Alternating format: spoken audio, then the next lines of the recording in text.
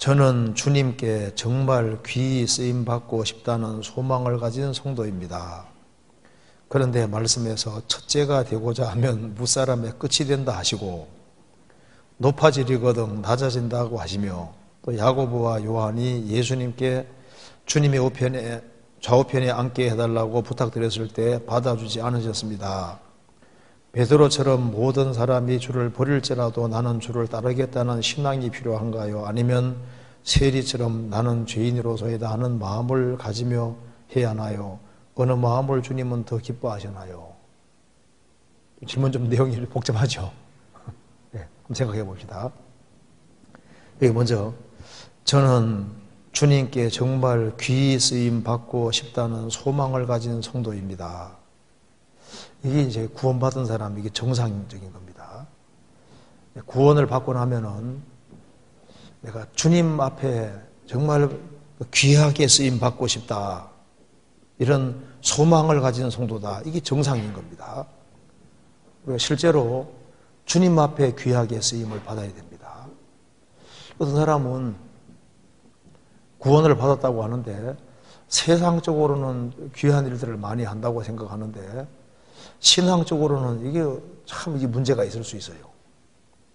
그래서 우리가 구원 받았으면 주님께 쓰임 받다가 주님 앞에 서야 될 겁니다.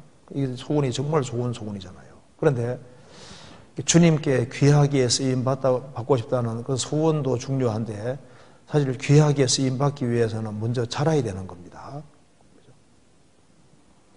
구원받고 우리 내가 막 부모를 기쁘게 해야지 이렇게 해도 뭐 자라야지 뭐 기쁘게 하고 뭐 할 거 아니에요. 그래서 이런 주님 앞에 귀하게 쓰임 받고 싶다는 그 소원을 참으로 가진 사람은 주님이 잘 성장하도록 도우실 겁니다. 그래서 먼저 거듭나고 정상적으로 성장하면은 주님께서 귀하게 쓰임 받도록 그렇게 길을 만들어 가실 겁니다. 그래서 왜 이런 소원이 생겼을까요? 저는 주님께 귀하게 쓰임 받고 싶은 그런 간절한 소원을 가진 성도다 그 말입니다. 이런 소원이 왜 생겼냐 하면은 거듭나면은 그런 소원이 생기도록 되어 있습니다. 그래서 성경에서 이 본성이라는 말이 많이 나와 있는데 본성이라는 말 뜻은 원래부터 위에서부터 주어진 것이다 그런 뜻입니다. 그래서 사람이 거듭나면은 옛날에 없던 새로운 소원이 생기는 거예요. 그래서 구원받지 아니한 사람은 이제 세상적인 소욕이 있는데 거듭나면은 새로운 소원이 생기도록 되어 있습니다. 그게 이제 거듭난 사람에게 있는 새로운 본성 중에 하나가 바로 새로운 소원인 거예요. 주님을 기쁘시게 하고 그리고 어떻게 하든 간에 주님 앞에 귀하게 쓰임 받아야 되겠다는 그런 소원이 올라오는데 그게 정상적인 경우입니다. 저도 83년도 9월 25일에 이제 구원을 받았는데 구원받고 보니까 내보다 구원받은 지 오래된 사람이 너무 많은 거예요. 그래서 내가 대학교 1학년 때 구원받을 거 아니라 더 일찍 구원받았으면은 얼마나 좋았을까. 그리고 이제 앞에 오래된 사람들이 많으니까 저 사람은 언제 따라갈까 생각하니까 막 굉장히 마음에 늦었다는 생각이 많이 들더라니까요. 그래서 주님 앞에 귀하게 쓰임받고 주님 앞에 더 사랑받고 싶고 그게 그 마음이 있을 때 그게 정말 정상적인 마음인 거예요.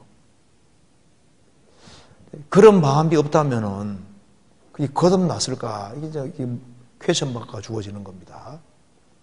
그래서 이 새로운 소원이 생기는 것은 새로운 본성이 생겨서 그런 겁니다.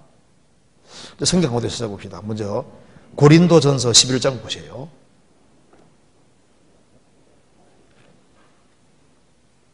(11장) 14절에 봅시다.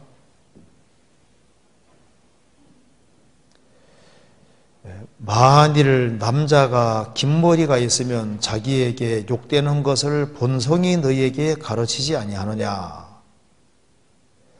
여기 본성이란 말이 나와 있는데 본성이란 말은 원래 이제 히브리 말로 나타라는 말이 휘오라는 말인데 휘시스가 본성이란 말인데 그러니까 생대적으로 태어날 때부터 주어진 것이다 그런 뜻입니다. 그러니까 여기에 남자가 긴 머리가 있으면은 자기에게 욕되는 것을 본성이 너에게 가르쳐요. 태어날 때부터 남자가 긴 머리가 있으면 이상하다 이렇게 느껴지도록 처음부터 주어져 있다 그 말입니다. 본성이란 말은 위에서부터 이제 배워서 습득된 것이 아니라 처음부터 주어져 있는 거다 그 말이에요. 그래서 고대 이렇게 글뿐 아니라 이렇게 그림이라든가 조각 보면 남자들은 대체로 어떻게 나옵니까? 머리가 짧게 나오고 여자들은 길게 나오잖아요. 본성이기 본성. 처음부터 주어진 겁니다. 그래서 남자가 여자랑 머리 길게 하면 이상하다 이 생각이 들어야 정상입니다. 그죠? 여자가 스포츠 머리 하고 있으면 이상하다 이런 생각이 들어야 정상인 거예요. 그죠? 이게 본성이니까 처음부터 주어진 겁니다. 그래서 여자와 남자가 결혼해 사는 것이 순리라고 했고 여자끼리 남자끼리 죄 짓는 것을 영리라고 로마 설정이 말씀해줬죠. 영리란 말이 본성에서 거스린다 그런 뜻입니다. 무슨 이해되죠? 그러니까 성경에 순리란 말이 들어가면은 순리란 말이 원래 본성이란 말이 똑같은 거예요.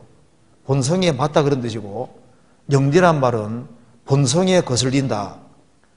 원래 헬라어에는 파라휘신이라고 그러니까 본성을 거스린다. 하나님이 원래부터 주신 것을 거스린다 그런 뜻인 거예요. 옳지 않다는 걸 알 수 있다 그 말입니다. 그래서 사람은 태어날 때부터 본질상 진노에 전해더니 그 말도 태어날 때부터 태어나고 보니까 죄의 기질을 가지고 태어났다 그런 뜻인 거예요. 그것처럼 이제 거듭나면은 새로운 본성이 생기고 새로운 소원이 생기는데 이게 지극히 정상적인 겁니다. 그래서 짐승은 태어날 때부터 본성을 부여받은 겁니다. 개미는 왜 부지런히 살아갈까요? 그게 태어나서 프로그램이 처음부터 그래 위에서부터 주어져 있는 거예요. 그죠? 원래부터 주어진 겁니다. 하나님이 그렇게 프로그램 해놓은 거예요. 도마뱀은 딱 붙잡으면 꼬리 딱 자르는데 왜 그럴까요? 그렇게 프로그램이 되어 있는 거예요. 그게 본성이 주어져 있는 겁니다. 말은 왜 담력이 있느냐? 그거 처음부터 부여되어 있는 거예요.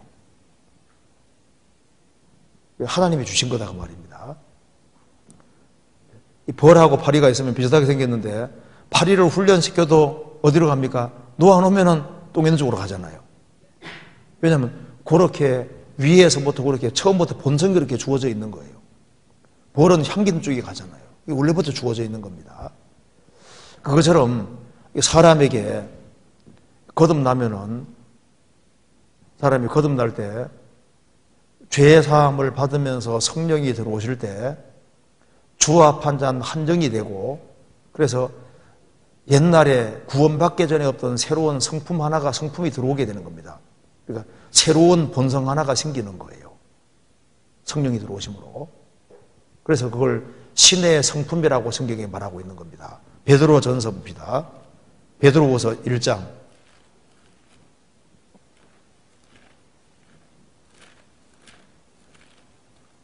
1장 4절입니다.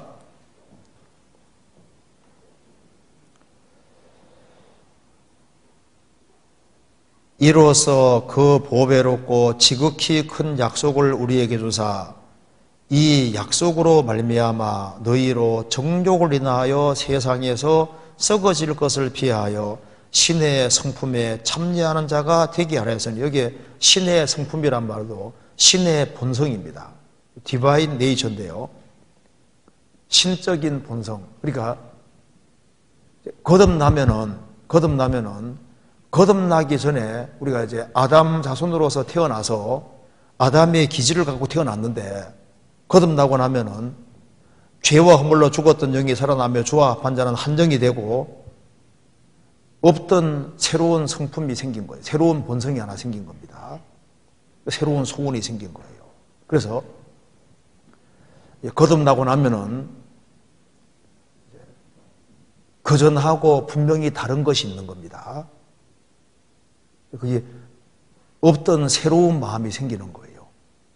그래서 주님을 사랑하는 마음이 없었는데 하나님을 사랑하는 마음이 없었는데 하나님을 사랑하는 마음이 생겼습니다.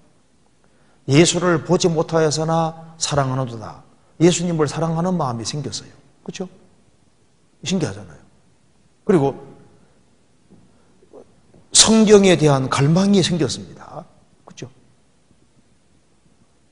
다른 시간들은 아깝게 보이고 성경 보는 시간이 안 아까워 보이고, 그죠? 저도 구원받기 전에는 공부 열심히 했는데요. 구원받고 나니까 다른 책에 대한 취미가 뚝 떨어지고 자꾸 성경만 보고 싶은 거 있죠. 다른 거 공부하면서 내가 왜 이 공부를 해야 되나, 이런 갈등이 막 생기고, 성경 볼 때는 신나는 거예요. 새로운 없는 갈망이 생기는 거예요. 신기한 겁니다. 그리고 형제자매들하고 앉아있으면 굉장히 좋아요. 근데 구원 안 받은 집안 식구들하고 있으면 이 가시방석인 거예요. 이상해요. 구원받기 전에 친구들하고 구원 안 받은 친구들 같이 있으면 이게 이상한 가시방석입니다. 근데 구원받은 사람이 있으면 그렇게 좋은 거예요. 물론 간증만 안 시키면 좋겠습니다. 제가 내성적이었기 때문에 이제 모임에 가는 건 좋은데, 앉아 있는 건 좋은데 혹시 뭐 시킬까 봐 이거 겁나는 거예요. 말을 하나도 안 하다 구원받았으니까 뭐 시킬까 봐 겁나는 거예요. 그거 제외하고는 이거 앉아 있는 그리 좋은 거예요. 구원받고 나면.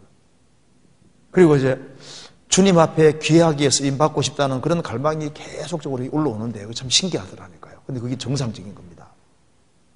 그래서 여기에 주님 앞에 귀하게 쓰임 받고 싶다는 그런 소원이 계속 올라온다고 말입니다. 이게 얼마나 맞는 말인 거예요.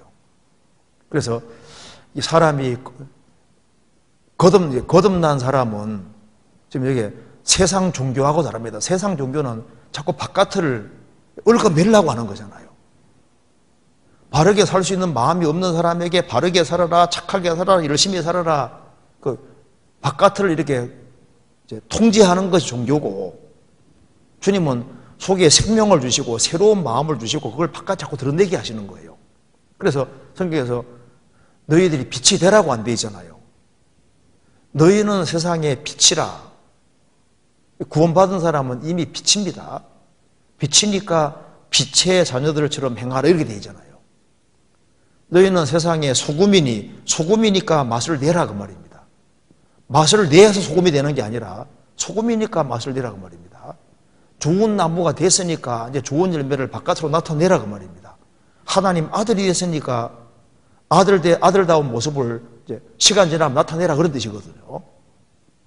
그래서 이제 구원받고 나면은 이 새로운 본성이 계속 올라오는데, 새로운 마음이 올라오고 뭐 소원이 올라오는데 그걸 죽이면 안 되는 거예요. 성령을 소멸치 마라 그랬잖아요. 성령의 불길을 끄지 마라고 했습니다. 주님에서 간절히 살라는 열망들이 막 계속 올라오는데 그걸 이제 누르면 안 되는 거예요. 그런데 거듭난 사람 속에 이제 그 새로운 소원도 간절히 올라오는 동시에 또 죄의 기질도 남아있잖아요. 그렇죠? 이 기질이 남아있는 겁니다. 타락된 본성과 기질이 남아있습니다. 그렇기 때문에 성경에서 말씀하기를 이제 거듭난 사람은 죄를 멀리하고 이제 새롭게 탄생한 것이 사실이면은 갓난 아이들 같이 순전하고 신령한 말씀의 저절을 사모하라. 저절을 사모하고 이제 그러면 자꾸 자라잖아요. 자라면 나중에 뭐 먹습니까? 자라면 밥을 먹게 되는 거예요. 그런데 애기들만 영양실조 그런 게 아니라 어른도 영양실조 걸릴 수 있습니다. 어떻게 하면 영양실조 걸립니까? 안 먹으면 영양실조 걸리는 거예요. 그리고 구원받아도 잘못하면 병 걸릴 수도 있습니다. 병 걸린 사람은 밥 가져도 안 되잖아요.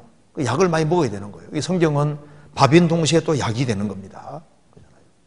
그래서 이제 소원이 있는 사람이 이제 그 소원대로 말씀을 계속 공부받으면 점점 자라서 견고하게 되고 튼튼하게 되고, 이제 그러면 이제 성경도 많이 이해가 되게 되고 영적으로 자라게 됩니다. 자라면은 이제 그 다음에는 주님 앞에 쓰임 받을 수 있는 거예요. 그리고 성장이 되는 거와 때를 같이 해서 그 다음에 일과 연결이 되는 겁니다.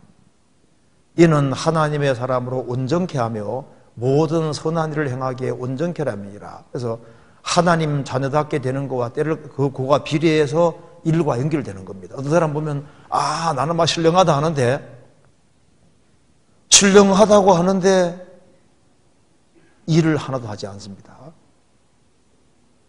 자기는 하나님 자녀답게 됐다고 하는데 일을 하나도 안 해요. 그게 자랑한 게 아닙니다. 하나님의 사람으로 온전케 되는 거하고 모든 선한 일을 행하기에 온전케 되는 건 연결되는 거예요. 그러니까 하나님의 사람답게 되는 거하고 일하고 연결되어 있는 거예요. 애기는 일을 못 하잖아요. 조금 자라면 이제 조그만 일도 하고 청년 되면 이제 밭일도 하고 일을 많이 할 수 있잖아요. 감당할 수 있는 겁니다. 구원받고 신앙이 성장하는 만큼 일과 연결되고 봉사와 연결되게 되어 있는데 일을 전년하지 않으면서 신령한 척하는 건 합당한 게 아닌 거예요.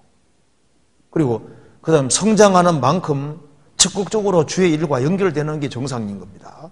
그리고 주님이 왜 성장시키냐면 일 시키려고 성장시키는 거예요. 교회를 성장시키는 이유가 뭐예요? 일 시키려고 성장시키는 거거든요. 하나님의 자녀로 온전케 하는 이유는 일 시키려고. 그러니까 애들은 놀지만 어른은 일하잖아요. 그리고 애들은 막 장난감 이런 거 좋아하고 이렇게 하는데 어른은 돈 되는 거 생각하잖아요. 구원받고 처음에는 막 성경에 막 이기 맞니 저기 맞니 막 그 신경을 많이 썼는데 이제 시간 지나가면요. 이게 진짜 주님 앞에 가면 남을 거냐 안 남을 거냐. 실질적인 것에 신경을 더 많이 쓰게 되는 겁니다. 그래서 주님 앞에 가면은 뭐 남아야 될 거 아니에요. 그래서 지금 여기에 성경에 막 이 세세한 구절을 많이 아는 것, 물론 그것도 필요하지만 그보다 더 중요한 것은 형제자매 어려울 때 같이 신방도 해주고 같이 돌봐주고 집회에 자기 동참을 하고 사실 그런 게 훨씬 더 사실 상 받는 길이 되는 거거든요. 그렇잖아요. 그래서 나이 들어가면 실리적이 되는 거예요. 저도 구원받고 처음에는 막 성경이 막 신기한 거 많이 찾느라고 막 그랬는데 나중에 보면요. 그거 알아가지고 뭐 하겠냐고 말입니다. 하나라도 실천을 하고 뭔가 상기되도록 해야 될 거 아니에요. 그래서 이게 이제 질문 내용 속에 소원 가진다. 이게 진짜 좋은 겁니다. 정말 이게 정말 주님께 귀히 쓰임 받고 있다는 소망을 가진 성도다. 이 소원이 진짜 있어야 되는 거예요. 구원받고 나면은. 나는 그래서 제가 홍콩에 갔을 때 어떤 자매 얘기하더라고요. 내가 한국에서는 자신이 없고 홍콩에서는 하나님 앞에 내가 최고 귀여움 받는 사람이 되겠다. 그 소원이거든요. 그래서 주님 앞에 최고 사랑받는 귀여움 받는 그 하나님 자녀가 되겠다. 그 소원을 가지고 사는데 야 진짜 열심히 살아요. 그래서 막 테이프를 구워가지고 돈이 있지만은요 이제 차 안 몰고 다닙니다. 택시 타고. 그래서 일단 만나면은 택시 운전사에 되잖아요. 테이프를 이제 전해주는데 테이프 잔뜩 가지고 다니면서 탈 때마다 주는 거예요. 그래서 실제로 그렇게 해서 구원도 받고 그래서 이 홍콩에 있는 택시 운전사들에게 다 테이프 하나씩 나눠줘야 되겠다는 그 소망을 가지고 그리고 뭐 얼마나 주의 일이 열심인지 모릅니다. 그 소원이 뭐냐면 야 내가 주님 앞에 제일 귀여움 받아야 되겠다 그 소원이 있고 주님 앞에 제일 쓰임 받아야 되겠다 그 마음이 있는데 그런 소원이 필요한 거예요. 이런 영적인 갈망 이게 정상인 겁니다. 구원받고 난 다음에 아이고 뭐 주일만 나가면 되지 뭐 이제 그런 정신 가지고 어떻게 신앙생활을 잘할 수 있겠어요? 신앙생활을 잘하기를 원하면은 시간 투자가 돼야 되는 겁니다. 뭐든지 시간을 많이 투자하지 않고 결과 기대하는 건 합당하지 않아요. 뭘 배우더라도 많은 시간이 투자되는 것처럼 하나님의 자녀답게 되고 하나님 앞에 뭔가 귀하게 쓰임받기를 정말 갈망하고 원하는 사람은 거기에다가 시간을 최대한 쪼개가지고 거기에다가 집중하고 거기에다가 몰입을 해야지 그래야만 결과가 나오게 되는 거예요. 세월을 아끼라는 말씀대로 시간을 최대한 구원해서 중요한 곳에다가 쏟아 부어야지 결과가 나오게 되는 겁니다. 우리가 이것저것 다 하면서 그냥 시간 여유가 나면 신앙생활하고 이런 정신 가지고는 비범한 크리스찬은 될 수 없는 거예요. 주님 앞에 정말 귀하게 쓰임받기를 갈망하고 미리미리 준비하는 사람들이 있습니다. 그런 사람은 또 주님이 또 지혜를 주시고 능력도 주시고 길도 열어주시는 거예요, 실제로. 그래서 간절한 소원이 있는 사람들, 그런 사람들을 아시고 그런 사람들은 주님이 이렇게 특별히 인생에서 간섭해 주는 그런 것이 있습니다. 그래서 소원이 굉장히 중요한 거예요. 그리고 소원이 있는 사람은 주님께서 그 길로 인도해 주시는 거 보면요, 하나님의 인생에 간섭이 있다니까요. 그래서 참 이 소원, 주 앞에서 바르게 살아야겠다는 소망을 가진 성도다. 그렇죠. 이 소망이 더 커질 필요가 있습니다. 그런데 말씀에서 첫째가 되고자 하면 무사람의 끝이 된다 하시고 높아지려거든 낮아진다고 하시며 야고보와 요한이 예수님께 주님의 좌우편에 앉게달라 부탁드렸을 때는 받아주지 않으셨습니다. 베드로처럼 모든 사람이 주를 버릴지라도 나는 주를 따르겠다는 신앙이 필요한가요? 아니면 세리처럼 나는 죄인으로소이다 하는 마음을 가지며 살아야 하나요? 어느 마음을 주님이 더 기뻐하시나요? 불신자였을 때는 나는 죄인이로소이다 하고 구원받아야 될 거 아니에요. 그렇잖아요. 그리고 구원받을 때 낮은 마음, 통회하는 마음, 그 마음을 통해서 이제 마음을 가지고 구원을 받았습니다. 구원받은 이후에도 낮은 마음을 가져야 됩니다. 구원받을 때도 낮은 마음을 갖고 구원받고 난 이후에도 낮은 마음을 갖는 것은 인생 신앙생활의 키가 되는 거예요. 그와 동시에 다른 사람은 어찌하든지 간에 나는 끝까지 주님을 따라가겠다는 그 마음도 필요한 겁니다. 둘 다 필요한 거예요. 성경 마태복음 18장 찾아봅시다.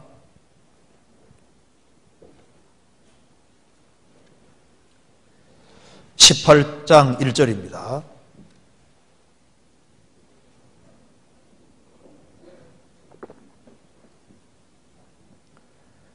그때 제자들이 예수께 나와 가로되 천국에서는 누가 크니이까? 예수께서 한 어린아이를 불러 저희 가운데 세우시고 가라사대 진실로 너희에게로 오니 너희가 돌이켜 어린 아이들과 같이 되지 아니하면 결단코 천국에 들어가지 못하리라. 그러므로 누구든지 이 어린아이와 같이 자기를 낮추는 그이가 천국에서 큰 자니라. 천국에서는 누가 큽니까? 물으니까 예수님께서 어린아이를 하나 세우고 말씀하시기를 너희가 어린아이들처럼 되지 아니하면 결단코 천국에 들어가지 못한다. 천국에 들어갈 때도 애들처럼 마음을 낮추어서 그 사람에게 구원이 이루어졌고 천국에서 크게 되는 것도 여전히 낮추는 그이가 천국에서 큰 자다. 왜 낮추는 자가 큰 자냐 하면서 예를 성경에 들고 있잖아요. 마음이 교만해지고 높아지면은 왜 천국에서 작은 자가 되냐 하면은 구원받고 난 이후에 마음을 높인다 합시다. 그러면 애들이 눈에 안 들어온다니까요. 어린 사람들이 눈에 안 들어와요. 그리고 마음이 높아지면은 다른 사람을 넘어뜨리는 문제가 생긴다니까요. 그리고 마음이 높아지면은 양 100마리가 있는데 한 마리가 길 잃고 헤매면요, 99마리 있으니까 괜찮지 이렇게 생각하거든요. 마음이 교만해지면요, 그리스도인들이 모이는 그 무리도 보면 만만해 보이고 기죽고 싶고 한바탕 하고 싶고 다 이제 지고 흔들고 싶고, 그 다음에 마음 높아지면 용서하는 마음도 안 생깁니다. 네가 뭔데 나를 그랬어? 그러면서 계속 꽁하고 문제 삼고, 그리고 주님과 교통이 안 되게 되잖아요. 그런데 마음 낮추면은 신기하게도 어려운 사람들이 보이잖아요. 약한 사람이 분명히 보입니다. 그리고 마음 낮추면은 다른 사람을 넘어뜨리지 않게 되는 거예요.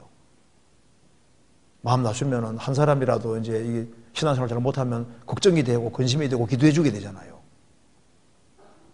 그리고 마음을 낮추면은 다른 사람이 내게 대해서 안 좋게 얘기하면요, 자기 반성을 하고, 그리고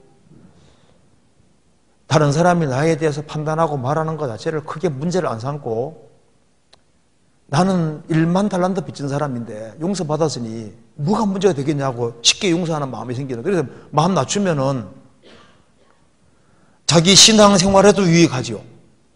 그리고 이제 마음이 민감해져서 주님 앞에 귀하게 쓰임받을 일이 많이 열리게 돼 있는 거예요.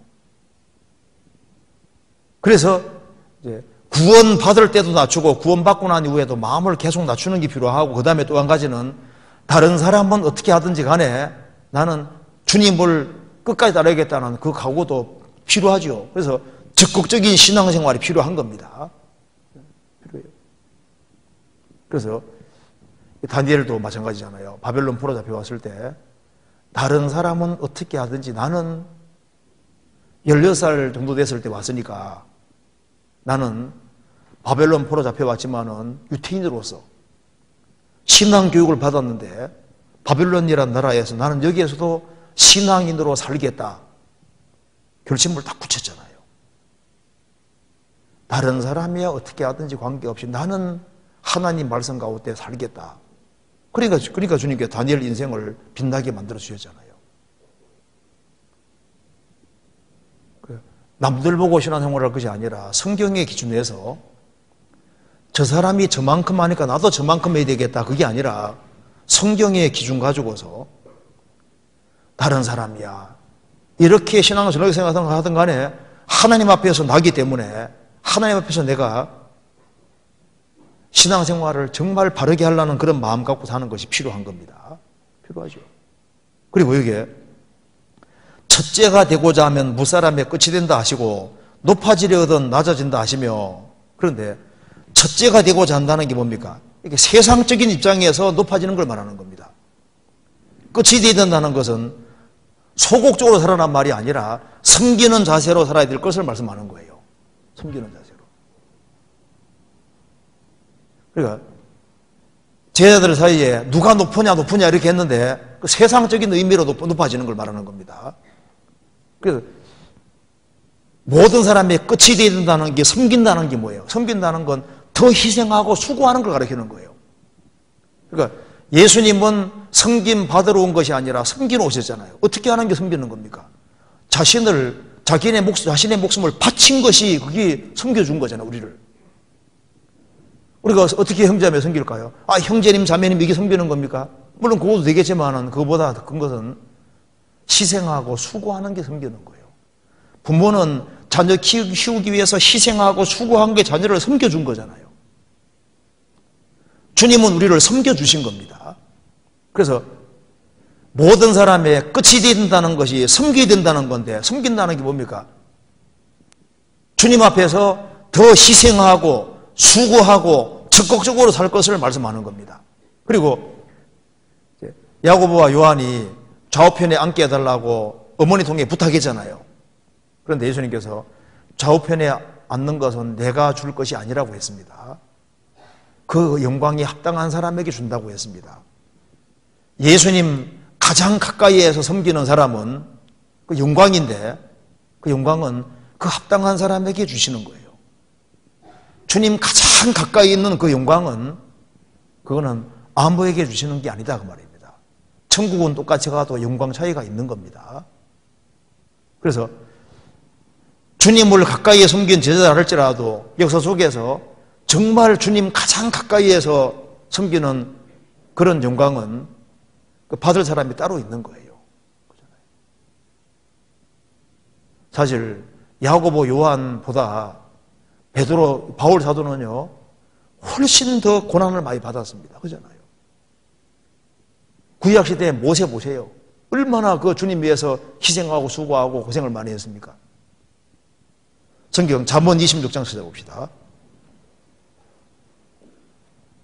잠언 26장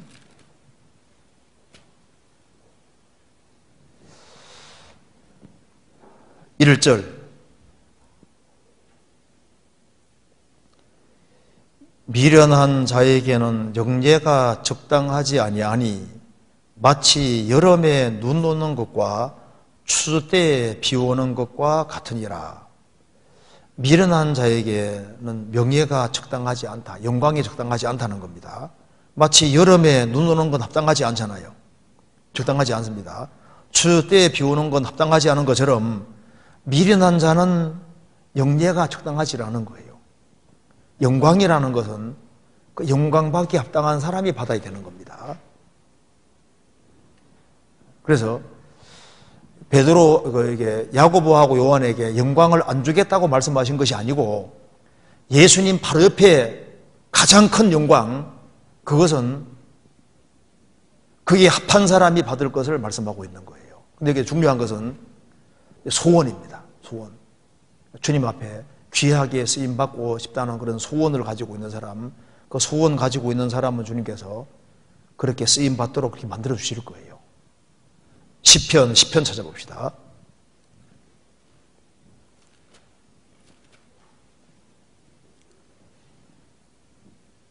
시편 3절.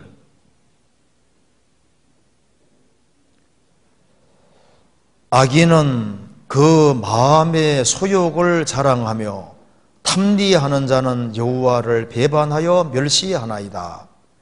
악인은 그 마음의 소욕을 자랑하며, 악인에게는 마음의 소욕이 있습니다.